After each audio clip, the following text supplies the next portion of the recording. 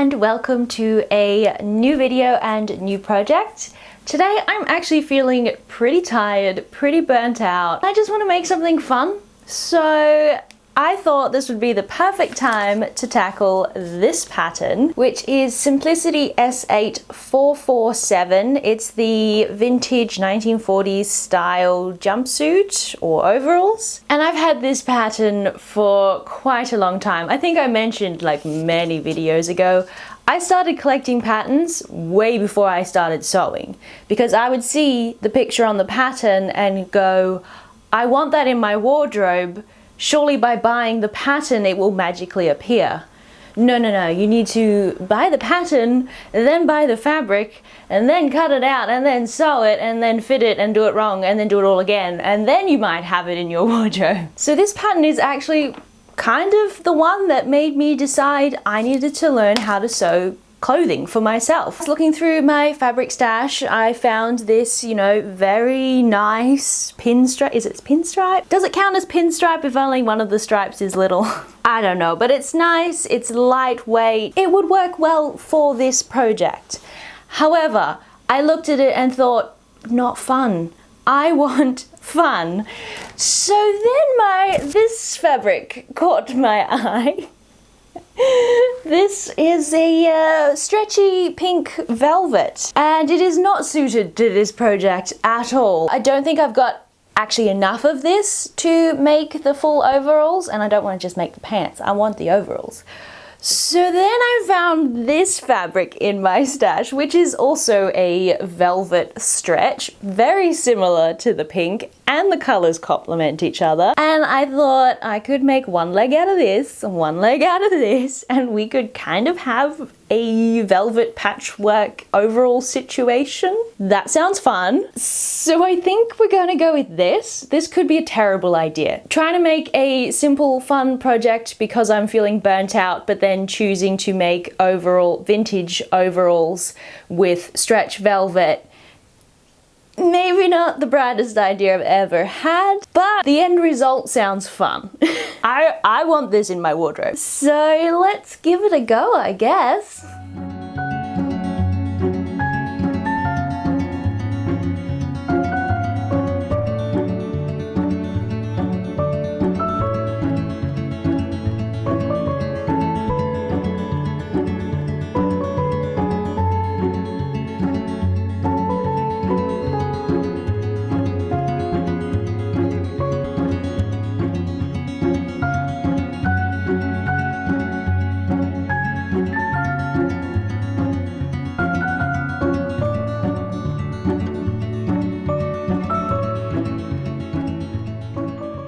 Now got everything cut out, and it's time to kind of start putting it together and hoping that I cut out the right pieces from the right fabric. The first thing I am going to do is put all my pockets together. I have 3 pockets, one slightly smaller one for the top, and 2 that will go on the pants. These pocket instructions are kind of a little bit confusing, but I'm sure it'll make sense when I do it. It's just reading through it. It's like, okay, what? But also the first thing it says to do is press under the seam allowance.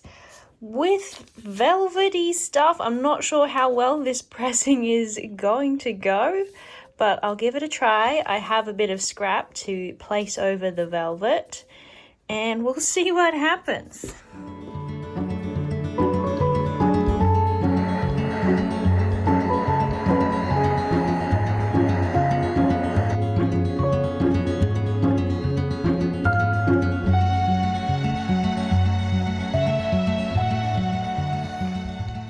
It's done something. There is a crease line and it'll hold it kind of in place. All right, now this is the part where it does my brain in a little bit. We are taking the right side of the pocket band and placing it on the wrong side of the pocket.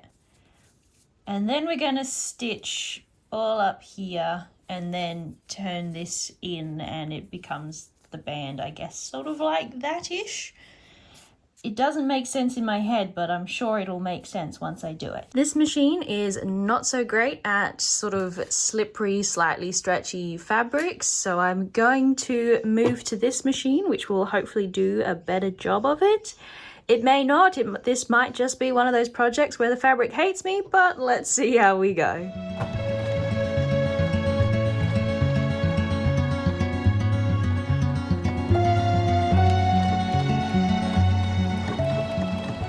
This machine definitely works better with stitching this fabric. It's a little dodgy because I probably should have done a test run first before I just went for it, you know, new fabric and all that. So I'm going to continue on this machine. Now with the pockets, I'm going to trim these seams and clip corners, because then this gets folded like so. And this section top stitched, and these get clipped in here so that they are able to fold that way. And that is how these pockets work, which now makes a lot more sense that I've done it. So let's quickly trim some things.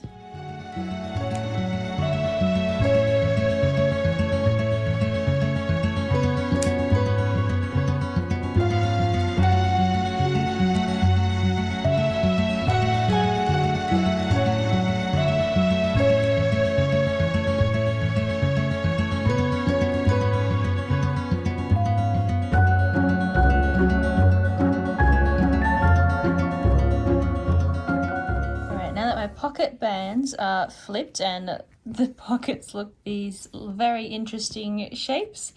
Now what I need to do is top stitch this flap down, which is the first edge that we ironed over. And then the instructions do talk about ironing the rest of the seam allowance in, but as I've already found, this fabric doesn't iron very well. So what I might do is just stitch a line at the 1.5 seam allowance all around, just so that I know where it's turning, and later on I can pin it at that point, because the ironing is not going to stay and hold it.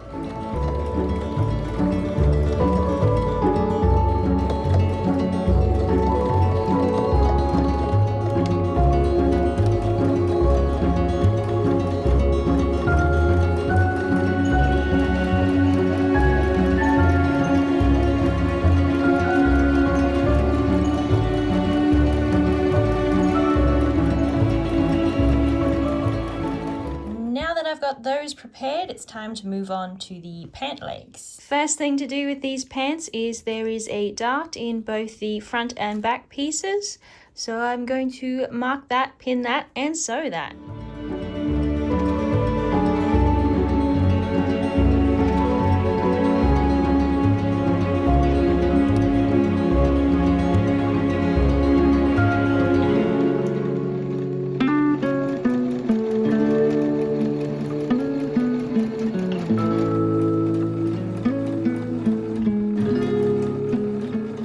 Darts are in. Let's make some legs. So these are my fronts, these are my backs. There should be a pink leg and a floral leg.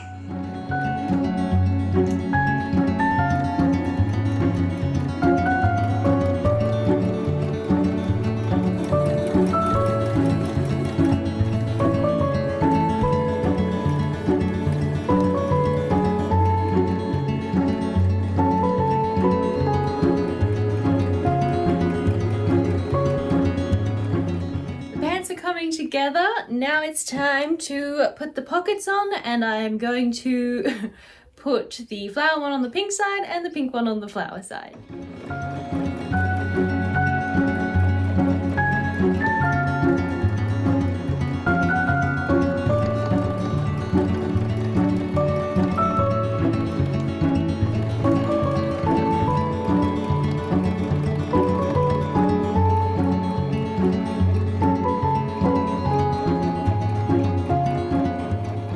Pants are now pretty much together. Pockets are on. The waistband doesn't go on until I've attached it to the bodice, so that is now my next section, putting the bodice and straps together.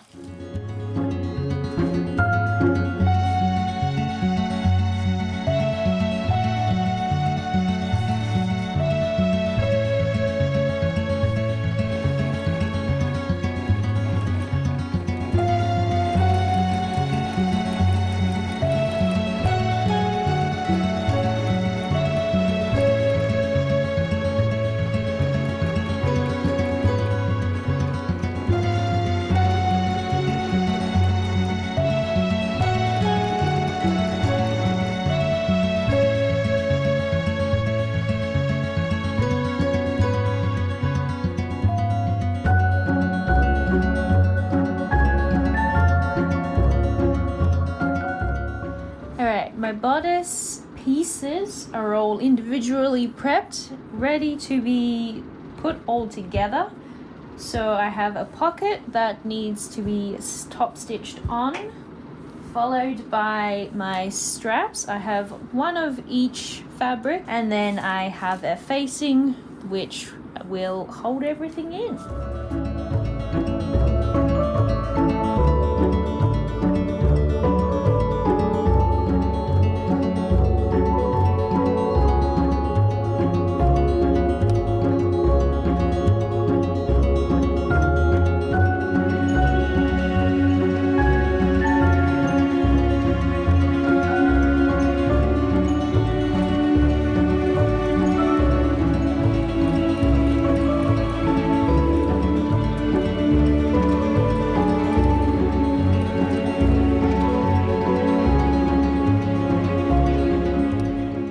Annoyingly, the facing that I cut is the wrong way round, because I would stitch this on, flip it over, and then this is the inside, and it should be this fabric on the inside, not this fabric.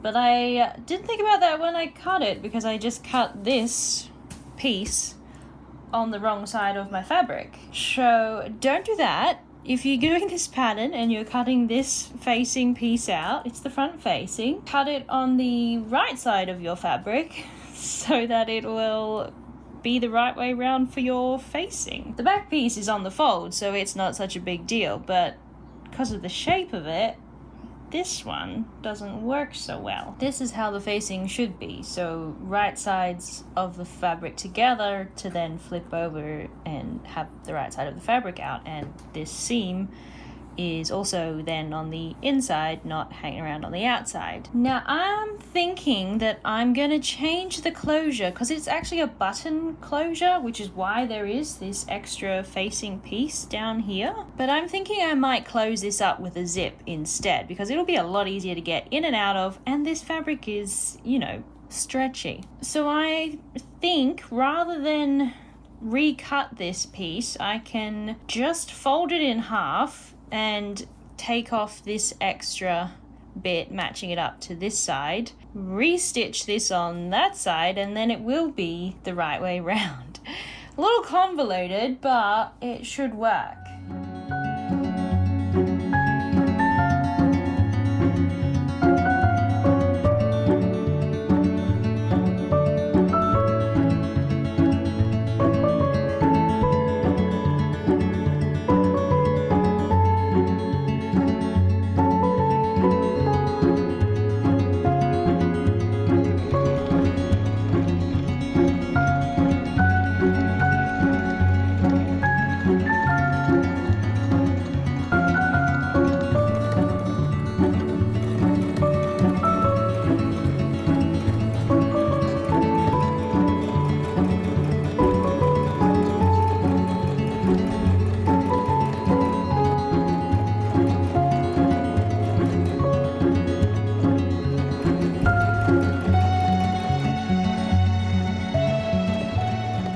Bodice is coming along. I've fixed the facing issue and it is in.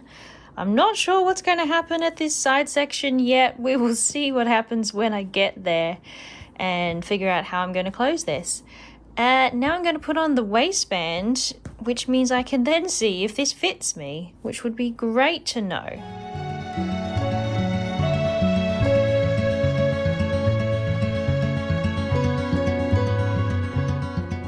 Bodice is now all together in all its bits. I can now attach my pants to the waistband and it will be almost finished. It's looking really fun, if a little crazy. So to attach the pants to the waistband, I'm gonna stitch together first this outer layer waistband to the pants. It's so close. The bodice is attached on the front. I haven't sewn down the back facing piece yet because I am trying to decide how I want to close it. The original pattern has button closures, but this fabric is stretchy. I don't know how that's going to go putting lots of buttonholes in it, and then how well that will hold, and also that's a lot of work and I don't really feel like doing that. So then my next thought was a zip. I can just whack a zip in the side and it should be fine. And then I thought, this fabric is stretchy. Plus, I did a size up from what I would normally do because I wasn't sure what size to do because it is based on a vintage pattern. So I'm never quite sure which size to go with when it's a commercial pattern. And I figured if I do a size up, I can take it in. It's a lot easier to make something smaller than make it bigger. So I think maybe I could just sew up the side and put elastic in this waistband, and then I could just pull it on and off and it would be a lot easier to get in and out of my velvet jumpsuit. So I think I'm going to try that and hope that I can get into it when it's sewn up without an opening. And if I can't, then I unpick it and put in a zipper.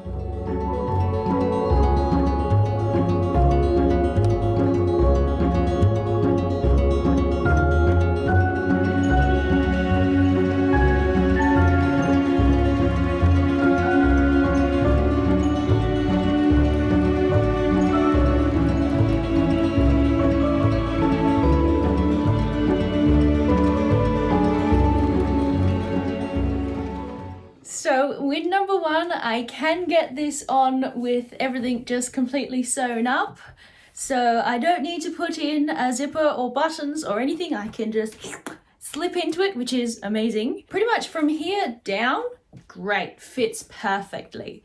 This bodice is very large on me, and that's because I did pretty much 2 sizes up from what my bodice would be. Like my bottom half is bigger than my top half, so the fact that I did a size up from like my hips to waist meant I did basically 2 sizes up from my bust, chest size. So it's a little big. So now the question is how to fix it. I could run elastic just around the top of it all, I guess, which would pull it in, but I would still have a lot here. I could bring in the sides, but I would have to move this pocket, I think, because the amount that I have to bring in would be about this much, and that goes right through the pocket. Or I could maybe take a dart in the center back, but I don't know if that will be enough. I think I'm gonna have to do some playing around with pins and see what works. I went with a dart in the center back because I figured it would be the easiest thing to do without unpicking seams and facings and pockets. So hopefully that works. It did create a little pucker at the waistband down here, which I can try and restitch and fix that a little bit, but also I'm hoping that putting some elastic in this waistband, which will then gather it up a little bit, will hide that weird little pucker. So we're going with it. Next steps are to finish the waistband so I can put the elastic in and finish this inside facing, figure out the strap placement, and then I need to hem them, but I'm waiting till everything is finished so that I can check the final fit and where it all sits, and then we can hem.